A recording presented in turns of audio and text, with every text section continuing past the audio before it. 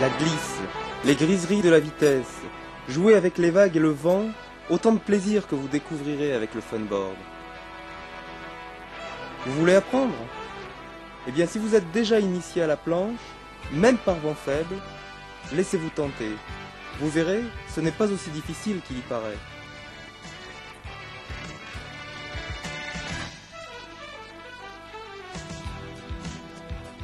Bien sûr, il y a différentes façons d'apprendre. À chacun sa méthode. Vous pouvez essayer de tout découvrir par vous-même, au feeling, ou encore essayer d'imiter Robinèche, aller dans une école de planche, ou même dévorer tous les livres de fun que vous trouverez. Ce film est conçu pour vous aider à progresser plus vite. Il vous guidera dans vos navigations et vous permettra d'éviter les principales difficultés de cet apprentissage.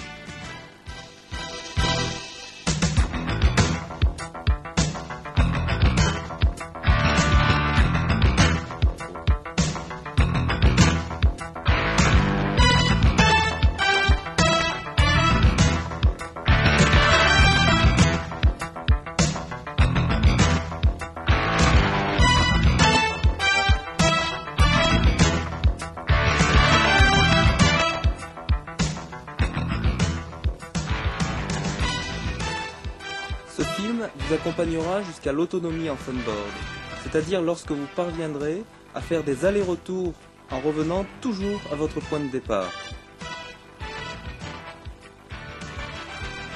Votre sillage tracera donc sur l'eau successivement les portions d'un 8.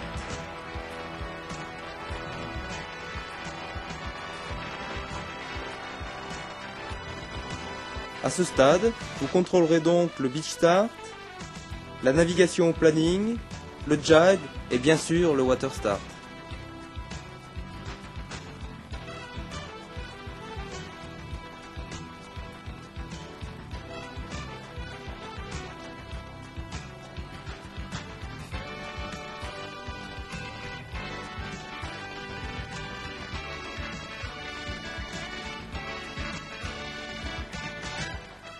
Dans la première partie du film, vous trouverez des conseils pour choisir les conditions les plus faciles pour débuter.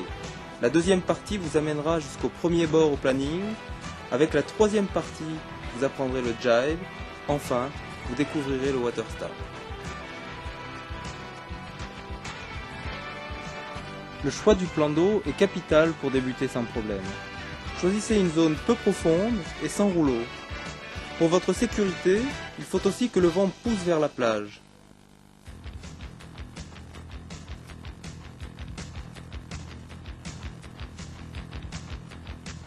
Prenez également une voile adaptée à vos possibilités. Mieux vaut prendre trop petit que trop grand.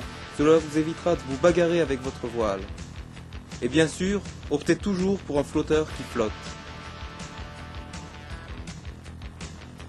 Enfin, parmi les atouts importants pour débuter, une préparation minutieuse du matériel est impérative.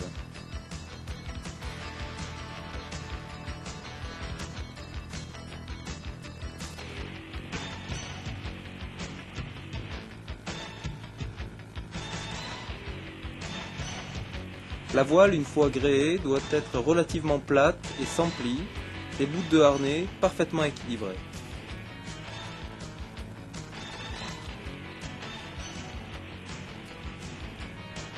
Les choses sérieuses commencent. La conduite au planning est l'objectif de cette étape.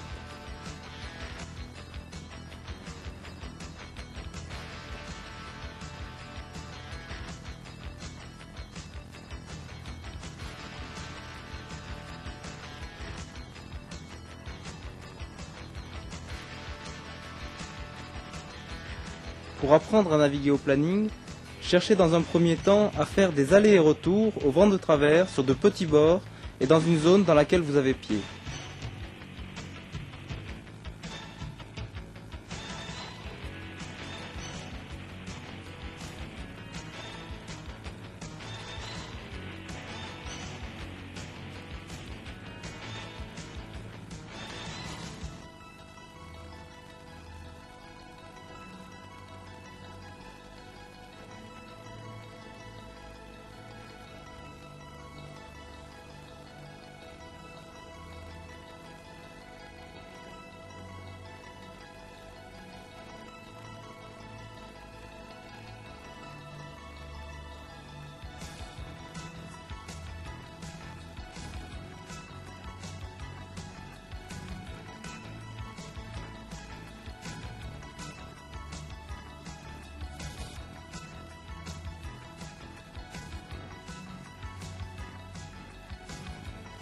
Il est possible que vous éprouviez certaines difficultés au cours de cette étape. Voici les principaux repères qui vous permettront de les éviter. Pour la mise à l'eau, utilisez le vent pour alléger la voile et le flotteur. La voile doit être posée sur le vent. Quelle que soit la technique adoptée, vous ne devez pas faire d'effort pour mettre à l'eau.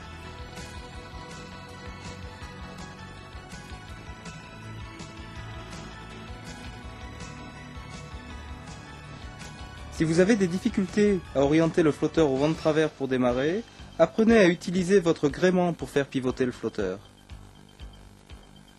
En poussant l'avant du flotteur avec le pied de mât, la planche abat. En tirant, elle loffe. En inclinant la voile sur l'arrière du flotteur, la planche loffe. En l'inclinant vers l'avant, la planche abat.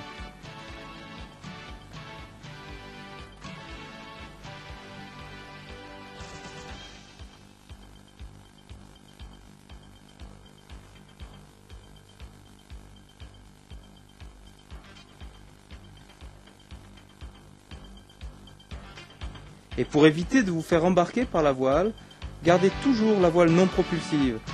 Un bon repère, la main arrière est toujours très légère. Elle accompagne les mouvements du wishbone et vous ne vous y cramponnez pas.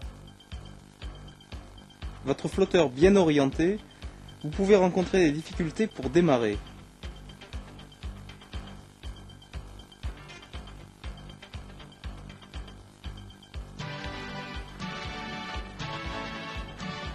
Pour éviter ces difficultés au démarrage, voici quelques conseils. Ne cherchez pas à monter trop vite sur la planche.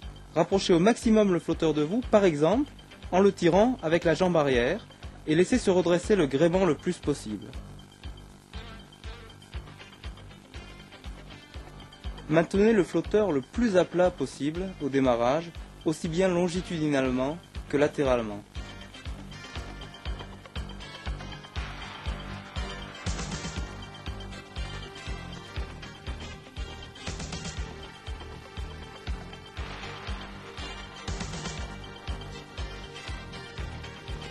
Une fois parti, vous pouvez encore avoir des problèmes pour résister à la voile et pour contrôler le flotteur.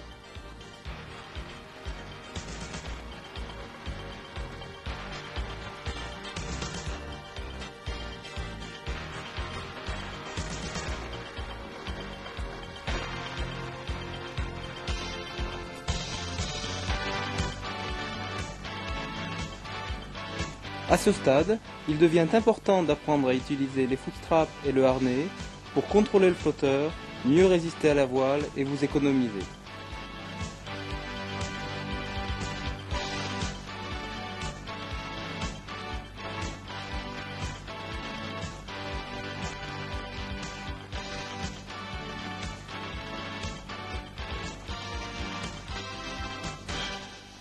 Les bouts de harnais sont bien réglées si la voile reste équilibrée en lâchant une main.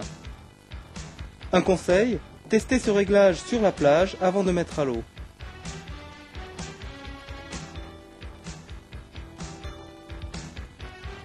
Si vous contrôlez votre planche au planning sur des allers-retours au vent de travers, passez à l'étape suivante.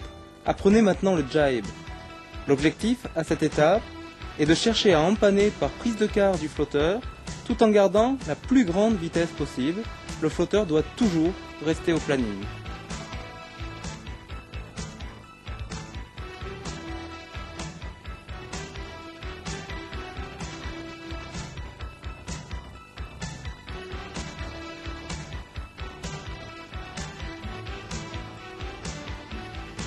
Certaines difficultés peuvent apparaître au déclenchement du jibe, qui est une phase importante dans la réussite de la manœuvre. Observez bien ces images, vous reconnaîtrez peut-être certaines de vos difficultés.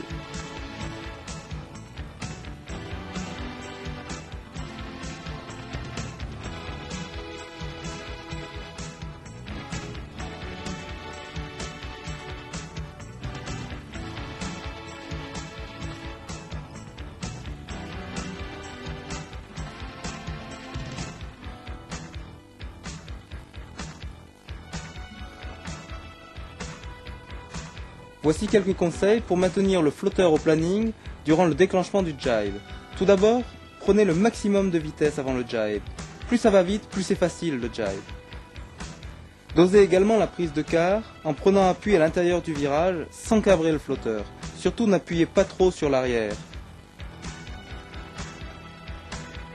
Enfin, laissez glisser le flotteur sur la courbe la plus régulière possible en conservant le pied avant dans le footstrap.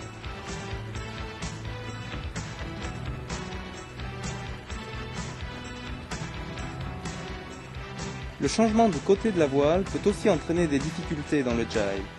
À quel moment laisser passer la voile? Comment s'y prendre? À quel moment changer de pied? Au début, chez beaucoup de planchistes, c'est souvent trop tôt ou trop tard.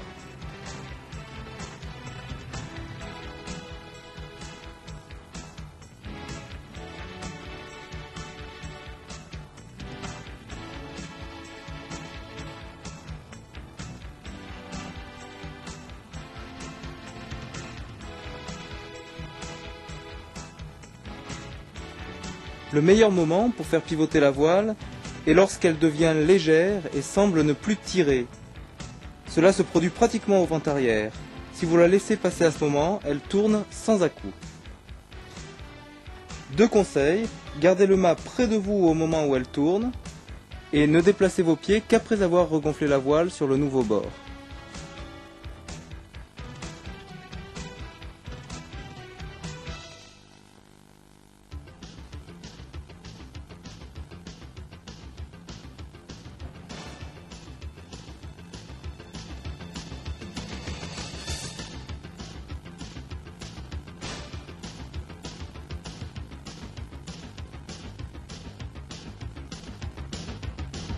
Comme vous allez le voir, certaines difficultés peuvent survenir même après le passage de la voile, dans la relance du jibe.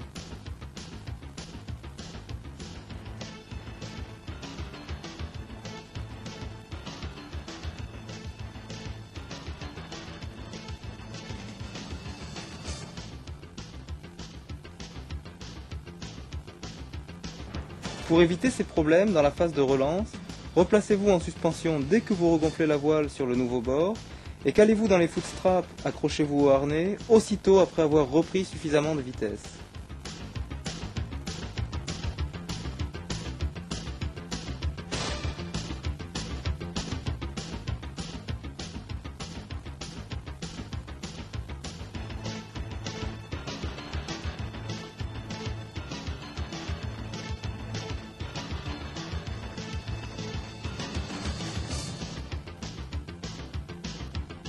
Pour vous exercer à conduire des courbes régulières par prise de quart, vous pouvez vous entraîner à faire des slaloms de part et d'autre du vent de travers, tout en restant au planning.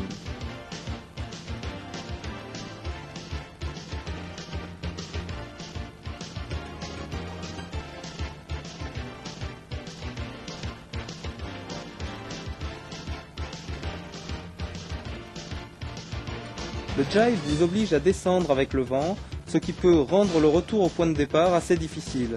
Vous devez donc apprendre à remonter au vent.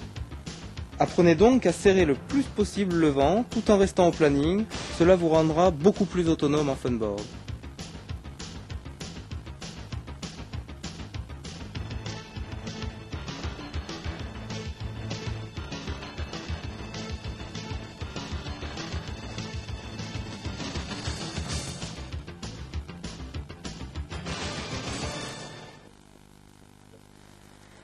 Mais pour être réellement autonome en eau profonde, il faut aussi savoir repartir en water start après une chute. Votre objectif à cette étape est, après avoir décollé la voile de l'eau et orienté le flotteur dans la direction choisie, de vous faire aider par le vent pour monter sur la planche sans effort et démarrer.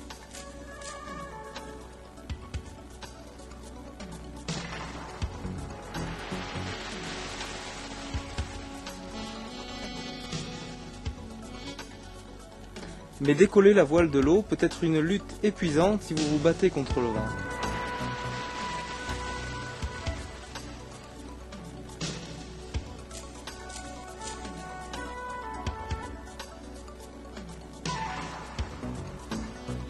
Dans cette phase, faites du vent votre allié. Prenez et soulevez toujours le côté au vent du gréement, tirez-le vers le vent. Si c'est le mât, la voile se décolle toute seule de l'eau. Si c'est le wishbone, il suffit de le faire pivoter pour placer le mât au vent. Tout cela peut se faire sans effort.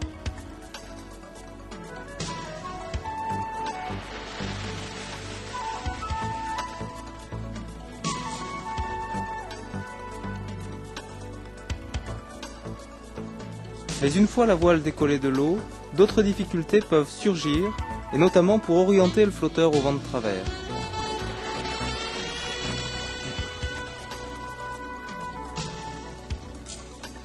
Dans ce cas, utilisez les mêmes principes que pour le beach start.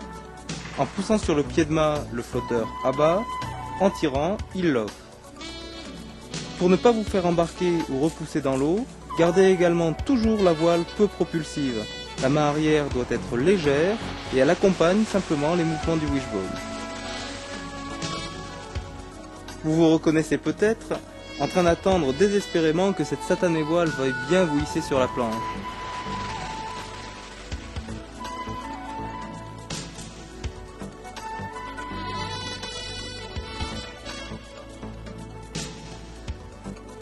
Si vous ne parvenez pas à monter facilement sur le flotteur, pensez comme au beach start à bien rapprocher le flotteur de vous et à redresser le gréement au maximum avant de chercher à monter sur la planche. Griffez par exemple l'arrière du flotteur avec la jambe arrière pour l'attirer sous vos fesses. La planche doit avoir démarré bien avant que vous ne soyez monté complètement sur le flotteur.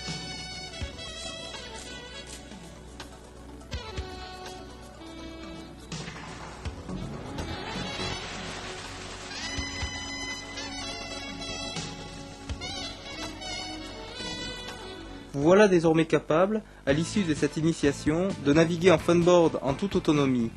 Cela vous donne aussi la possibilité d'affronter des conditions plus difficiles dans les vagues, de tenter des figures nouvelles, des sauts, des surfs, donc de laisser s'exprimer toute votre créativité.